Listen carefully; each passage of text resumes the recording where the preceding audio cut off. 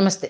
తెలుగు రాజ్యంకి స్వాగతం. నేను మీ సంధ్య. తెలుగుదేశం పార్టీలో పెద్ద ఎన్టీఆర్ పార్టీ స్థాపించినప్పటి నుంచి ఆయనతోనే కొనసాగి ఆ తర్వాత చంద్రబాబు నాయుడు గారితో కలిసి నడిచి ఎన్నో పదవులు అధిరోహించి అదే పార్టీలో ఉండగానే కన్ను మూసిన ఒక దిగ్గజ నేత గురించి ఇవాళ మాట్లాడుకునే ప్రయత్నం చేద్దాం.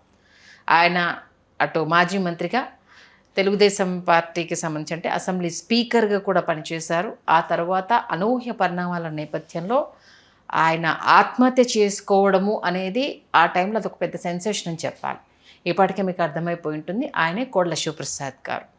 ఆయన మరణానంతరం ఆయన కొడుకు దారి ఎటువైపు అన్నదానికి సంబంధించి చాలా సందిగ్ధాలు అయితే కొనసాగడం జరిగింది. కాకపోతే ఈ మధ్యకాలంలో కొంత దూకుడుగా వ్యవహరిస్తూ పార్టీకి నష్టం చేస్తున్నాడన్న కోణంలో పక్కన పెట్టారా, తీసి పాడేశారా అన్నది ఒక చర్చ నడుస్తుంది. ఇదే అంశానికి సంబంధించి పూర్తి విశ్లేషణ చేసే ప్రయత్నం చేద్దాము. చరిత్రకారులు, రాజకీయ విశ్లేషకులు చిల్లగడ్డ శ్రీకాంత్ గారు మనతో ఉన్నారు. ఆయన మాటల్లో. శ్రీకాంత్ గారు నమస్తే. నమస్కారం సంధ్య గారు.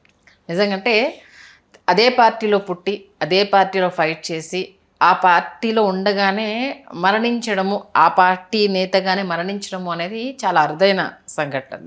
కాకపోతే అలాంటి ఒక దిగ్గజ నేత ఆత్మహత్య చేసుకోవడము మరింత బాధాకరమైన విషయం.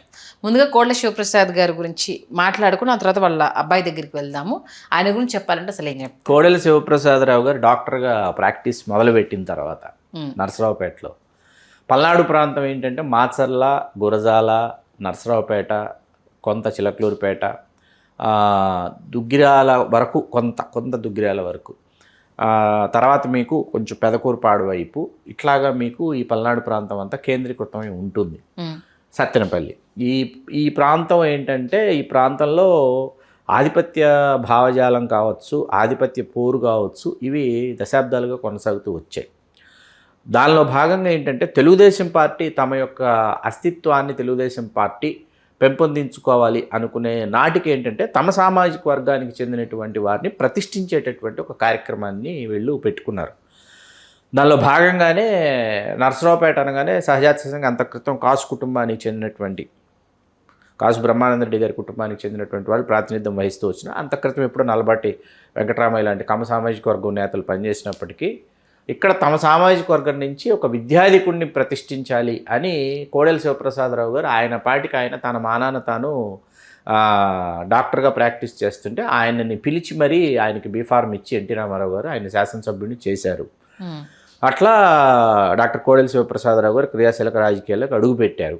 అడుగుపెట్టిన తర్వాత ఏంటంటే ఆయన కూడా అక్కడ ఉన్నటువంటి పల్నాడు ప్రాంతంలో ఉన్నటువంటి ఫ్యాక్షన్ ఏదైతే ఉందో, పల్నాడు ప్రాంతంలో కూడా ఫ్యాక్షన్ ఉంది, ఆ ఫ్యాక్షన్కి ఆయన కూడా తల వంచి తాను కూడా కొంత సైన్యాన్ని తయారు చేసుకుని ఆ విధంగా ఆయన ఆ దిశగా అడుగులు వేసి, మీకు గుర్తుందో గుర్తులేదో, తెలుసో తెలియదో నాకు తెలియదు, ఒకసారి ఆయన నా క్లినిక్లోనే నర్సింగ్ హోమ్లోనే బాంబులు పేలాయి అనమాట. దాచిపెట్టిన బాంబులు పేలాయి. ఆయన నర్సింగ్ హోమ్లో దాచిపెట్టి ఉంటారు కదా, స్టాక్ చేసిన బాంబులే పేలి చాలా ఒక అది పెద్ద సంఘటన అది. సరే 78, 79 ఆ తర్వాత ఈయన డాక్టర్గా ప్రాక్టీస్ చేసుకుంటూ ఒక మంచి డాక్టర్గా పేరు పొందిన తర్వాత 82 ఎన్నికల్లోకి ఆయన్ని తీసుకురావటం. 83 చంద్రబాబు నాయుడు గారి కంటే వీళ్ళందరూ సీనియర్స్ అండి తెలుగుదేశంలో. వీళ్ళందరూ చంద్రబాబు నాయుడు గారి కంటే ముందు తెలుగుదేశంలో ఎన్టీ రామారావు గారితో ప్రయాణం చేసినటువంటి నేతలు వీళ్ళందరూ. కాబట్టి వీళ్ళ ప్రయాణం తెలుగుదేశంతోనే కొనసాగింది చివరికంటూ.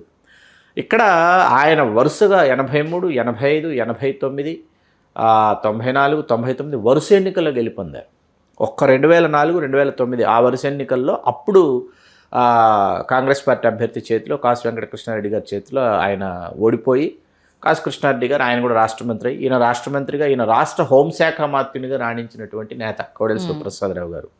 ఈయన హోంశాఖ మంత్రిగా ఉన్నప్పుడే వంగవీటి మోహన్ రంగారావు గారి హత్యోదంతం జరిగింది. ఓకే, సరే ఈయన జీవితంలో కూడా కొన్ని భోగిరెడ్డి పుద్దురి నారాయణ గారిని మొన్న దివంగతులైనటువంటి పోలీస్ అధికారి ఆయన కోడెల శివప్రసాదరావు గారిని సినిమా పక్కీలో ఆయన కోడెల శివప్రసాదరావు గారిని తీసుకువెళ్ళి పోలీస్ స్టేషన్లో కూర్చోబెట్టి కేసులకు సంబంధించి హాజరు కావాలి కదా అని చెప్పేసి అటువంటి ఒక పోలీస్ ఆఫీసర్ ఆయన. అట్లాంటి సంఘటనలు సినిమా పక్కీలో చాలా సంఘటనలు కనిపిస్తాయి వీళ్ళ జీవితాల్లో. వంగవీటి మోహన్ రంగారావు గారి హత్యోదంతం జరిగింది శివప్రసాదరావు గారి హయాంలోనే. అప్పుడు శివప్రసాదరావు గారిని రామారావు గారు పిలిచి రాజీనామా చేయమని కోరారు. కోరిన తర్వాత ఆయన రాజీనామా చేశారు. చేసి మీకు కిమిడి కళా వెంకటరావు గారు హోంమంత్రి అయింది అప్పుడు. సరే, ఆయన తెలుగుదేశం పార్టీలో కొనసాగారు, 2 పర్యాలు ఓడిపోయారు. 2014 ఎన్నికలకి ఆయన అనూహ్యంగా మనకి సత్తెనపల్లి నియోజకవర్గానికి వచ్చారు. ఎందుకంటే భాజపాకి పొత్తులో భాగంగా భాజపాకి కేటాయించడంతో సత్తెనపల్లికి వచ్చి కేవలం 1000 లోపు ఓట్ల ఆధిక్యతతో అంబటి రాంబాబు గారిని ఓడించారు వైకాపా అభ్యర్థిని 14 ఎన్నికల్లో. 19 ఎన్నికల్లో 20,000 పైచీలు కోట్ల ఆధిక్యతతో అంబటి రాంబాబు గారు కోడెల శివప్రసాదరావు గారు గెలుపొంది, శివప్రసాదరావు గారు ఆ తర్వాత అత్యంత అమానవీయ పరిస్థితులలో ఆయన ఆత్మహత్య చేసుకోవటం. అంటే వైఎస్ఆర్సీపీ వేధింపుల వల్లే వేధింపులా లేకపోతే కుమారుడు చేసినటువంటి కేశవరామ్ గారు చేసినటువంటి కే ట్యాక్స్ అనేది నర్సరావుపేటలో సత్తెనపల్లిలో ఎవరిని అడిగినా కే ట్యాక్స్ గురించి చెప్తారు. కోడెల ట్యాక్స్ని ఏ పని జరగాలన్నా, ఏ కాంట్రాక్ట్ ఎవరు తీసుకోవాలన్నా, ఏ పర్మిట్ ఎవరికి రావాలన్నా, ఏ బిల్డింగ్ ఎవరు కట్టుకోవాలన్నా కూడా కే ట్యాక్స్, కోడెల ట్యాక్స్ కట్టాల్సిందే అని శివరాం చేసినటువంటి దందాలే కోడెల శివప్రసాదరావు గారిని వేధించాయి. ఆ వేధింపులలో భాగంగా ఏంటంటే బాధితులు ఎవరైతే ఉన్నారో వాళ్ళు కోడెల శివప్రసాదరావు గారు కుమారుడు కుమార్తెల మీద కూడా వాళ్ళు కేసులు ఫైల్ చేసేటటువంటి వరకు పరిస్థితులు వెళ్ళిన తర్వాత వాటిని వైకాపా ప్రభుత్వం సీరియస్గా తీసుకుని ఎట్లాగైనా కోడెల శివప్రసాదరావు గారిని అరెస్ట్ చేసి తీసుకురావాలి అనేటటువంటి దిశగా చర్యలు చేపట్టబోతోందని తెలిసి హోంమంత్రిగా చేసినటువంటి వ్యక్తిని నన్ను అరెస్ట్ చేసి తీసుకువెళితే ఏమిటి అనేటటువంటి ఆ దిశగా ఆయన ఆలోచించి ఆత్మహత్య చేసుకున్నారని చెబుతారు. ఆ సొంత సామాజిక వర్గంలో కూడా వాళ్ళ సొంత మాధ్యమాల్లో వాళ్ళ జర్నల్స్ ఏవైతే ఉంటే జర్నల్స్లో కూడా మనకేలా ఈ కోడెల అని చెప్పి ఆర్టికల్స్ రాసుకున్నారు ఆ సమయంలో వాళ్ళు.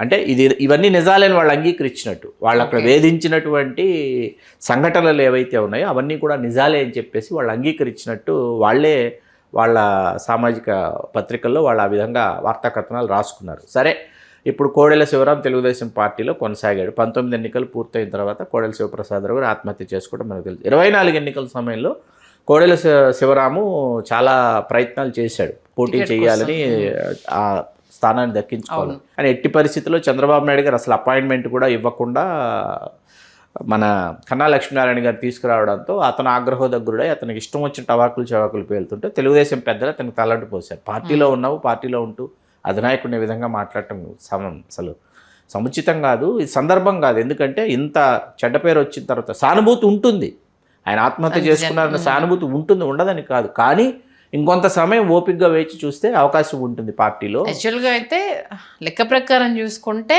ఆ సీటు కొడుకే ఇవ్వాలి, కానీ ఆయన ఆత్మహత్య చేసుకోవడానికి వన్ ఆఫ్ ద రీజన్ ఇతను అన్న కారణంగానే అధినేత టికెట్ ఇవ్వలేదు, కావాలనే 2024లో దూరం పెట్టారు అనేది అప్పుడు బాగా వినిపించిన. సీట్ ఇవ్వలేదు అంతే, సీట్ ఇవ్వలేదు. అతను కూడా కన్నా లక్ష్మీనారాయణ గారి కోసం అతనేం పని చేయలేదు. ఆ సమయానికి అతను నిశ్శబ్దంగా ఉండిపోయాడు. రాష్ట్ర కార్యదర్శిగా అతను ఇప్పటిదాకా కొనసాగించారు. అతను పార్టీ రాష్ట్ర కార్యదర్శి. ఓకే, కోడెల శివరాం ఇవాళ వరకు రాష్ట్ర కార్యదర్శి. నిన్న జరిగినటువంటి ఏదైతే నేషనల్ వర్కింగ్ ప్రెసిడెంట్ మన నారా లోకేష్ గారు ప్రమాణ స్వీకారం చేసిన తర్వాత వచ్చినటువంటి కొత్త ఏదైతే ఉందో అందులో తనను రాష్ట్ర కార్యదర్శిగా తొలగించారన్న విషయం అర్థమైంది. తొలగించడానికి కారణం ఏంటంటే స్థానిక శాసనసభ్యులు కన్నా లక్ష్మీనారాయణ గారి మీద, నర్సరావుపేట శాసనసభ్యులు అరవింద్ బాబు గారి మీద అక్కడ అక్రమంగా వీళ్ళిద్దరూ మైనింగ్ చేస్తున్నారని చెప్పి ఇతను వీళ్ళిద్దరి మీద ఒక బాంబు పేల్చడంతో సొంత పార్టీలో ఉంటూ సొంత పార్టీ నేతల మీద ఇక్కడ ఇవన్నీ ఎట్లా ఉంటాయంటే అండి, చంద్రబాబు నాయుడు గారు ఏంటంటే సత్తెనపల్లి నియోజకవర్గాన్ని కాపులకు కేటాయించారు, నర్సరావుపేట నియోజకవర్గాన్ని వెనుకబడిన తరగతులకు కేటాయించారు. ఈ 2 నియోజకవర్గాలు కోడెల శివప్రసాదరావు గారు శాసించినటువంటి నియోజకవర్గాలు కదా.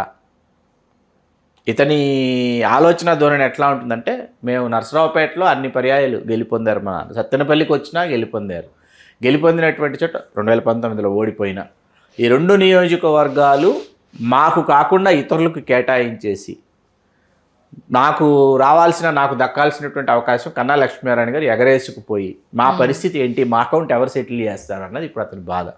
ఇప్పుడు అతను పూర్తిగా పక్కన పెట్టారన్న విషయం అర్థమైంది. ఎందుకంటే సొంత పార్టీలో వాళ్ళ మీదే అతను ఎప్పుడైతే ఆ విధంగా అతను మొదలుపెట్టిన తర్వాత రాష్ట్ర కార్యదర్శిగా కూడా అతనిని తొలగించినటువంటి వైనం మనకు కనిపించింది. ఇప్పుడు ఓకే. కనిపించిన తర్వాత ఇప్పుడు అతను ఏ విధంగా ఎటువైపు ప్రయాణం చేస్తాడు, వేరే పార్టీల్లోక వెళ్ళలేడు, అంత ఇమేజ్ కూడా లేదు కదా ఫస్ట్ థింగ్ లేదు, అతనికి. తెలుగుదేశంలోనే కొనసాగితే అవమానాల పరంగా కావచ్చు, ఇటువంటి వరుస సంఘటనల నేపథ్యంలో కావచ్చు, అతను ఈ విధంగానే వాళ్ళు పిలిచి దయదలిచి వాళ్ళు భిక్ష వేసేంత వరకు కూడా అతను ఎదురు చూడాల్సినటువంటి పరిస్థితి అతనికి కల్పించాడు చంద్రబాబు నాయుడు గారు ఇవాళ.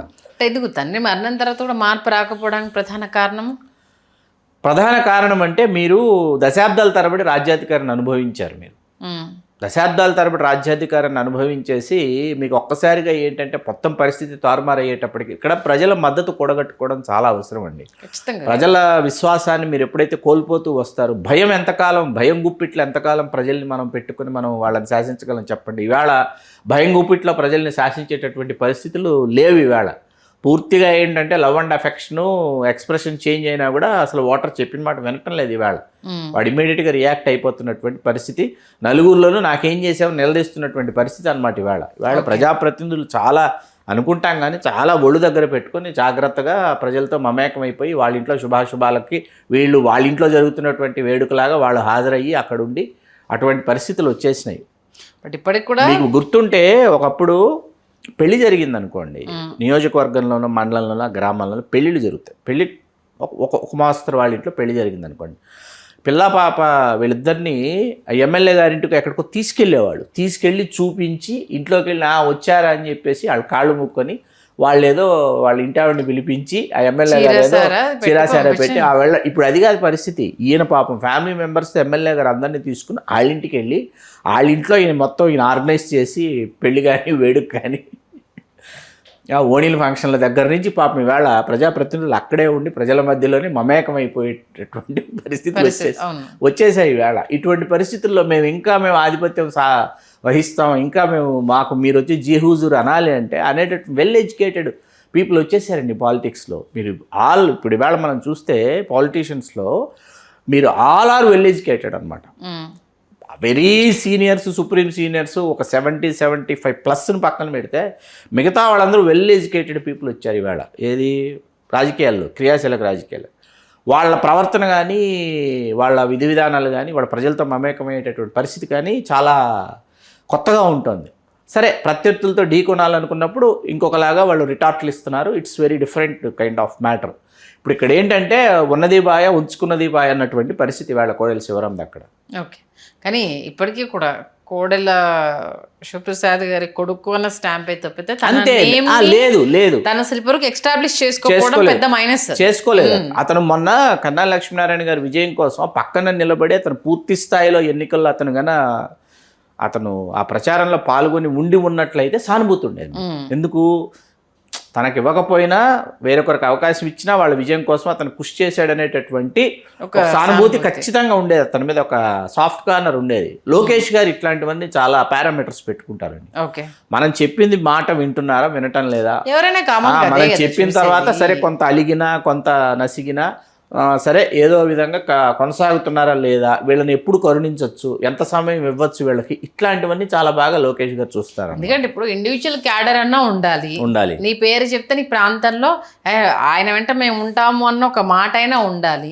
ఇవేమీ లేకుండా ఇంకా నేను తండ్రి పేరు చెప్పుకుంటాను అని అంటే ఆ తండ్రి పేరుకి తగ్గ స్టామినా నువ్వు చూపించావంటే అది లేదు కదా. ఇప్పటికీ మేము చెట్టు పేరే చెప్పుకోవాలి, ఇంకా కాయలు అమ్ముకోవాలి, కాయలు పక్వానికి వచ్చాయి ఆ పిందా లేకపోతే పండిందా ఏమీ లేదు, ఇంకా అదే పరిస్థితుల్లో ఉన్నారనమాట. ఇంకా ఇప్పుడు తెలుగుదేశంలో కోడల శకం ముగిసింది. కోడల ఫ్యామిలీ శకం ముగిసింది. ఓకే, చూద్దాం మరి ఇప్పుడు బయటకు వచ్చాక ఏం బాంబులు పేలుస్తారు, ఎలాంటి కమెంట్స్ చేస్తారు అనేది. ఎందుకంటే ఉండంగానే కమెంట్ చేసిన వాడు ఇంకా తీసేశారు అని అంటే ఇంకా ఫ్రీ బర్డ్ అయిపోతాడు కాబట్టి ఏ రకంగా ఉంటుంది అనేది. బట్ వైఎస్ఆర్సీపీకి అయితే వెళ్ళని పరిస్థితి తీసుకోరు. కూటమిలో ఇది ఉన్నప్పుడు అది కాని పని. ఇక కొత్త పార్టీలు ఏమన్నా ఆహ్వానిస్తే చెప్పలేము. ఆ కొత్త పార్టీల మనగడ ఏ రకంగా ఉందో ఏపీలో మొన్నే మనం చూసాం కాబట్టి చూద్దాం ఏం జరుగుతుందని మంచి విశ్లేషణ ఇచ్చారు. ధన్యవాదాలు శ్రీకాంత్. ధన్యవాదాలు సంధ్య.